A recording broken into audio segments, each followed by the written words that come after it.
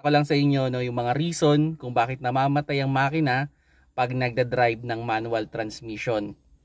Number 1 dyan, yung maling pag-release ng clutch. Pag nagre-release tayo ng clutch mga paps, dahan-dahan lang yan. Hindi naman kailangan mabilisan.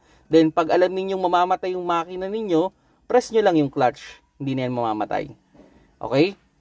Pangalawa dyan is yung maling pagkambyo. So halimbawa, naka third gear kayo. Yan, halimbawa naka third gear kayo. Tapos pinapaabante nyo yung sasakyan ninyo, may tendency mamatay yan. So pagpapaabantein pa lang yung sasakyan from stop, kailangan ipa-first gear nyo yan. Yan, ganyan dapat yan.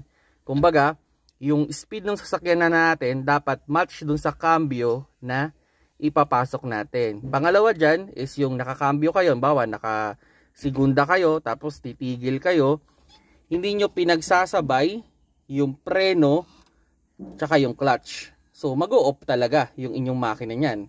Halimbawa, tumigil kayo, naka-segunda kayo, tumigil kayo, preno lang inapakan ninyo, mamamatay talaga yung makina niyo diyan. Kailangan nakaapak kayo sa clutch. Kung gusto niyo hindi umapak sa clutch, ilagay niyo sa neutral. Ayan, pwede na yan. Hindi mamamatay yung makina niyo diyan.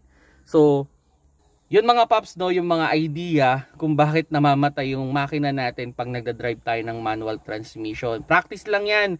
Alam ko naman hindi naman natin maaaral yan ng isang araw. It take time at mamamaster din natin yan.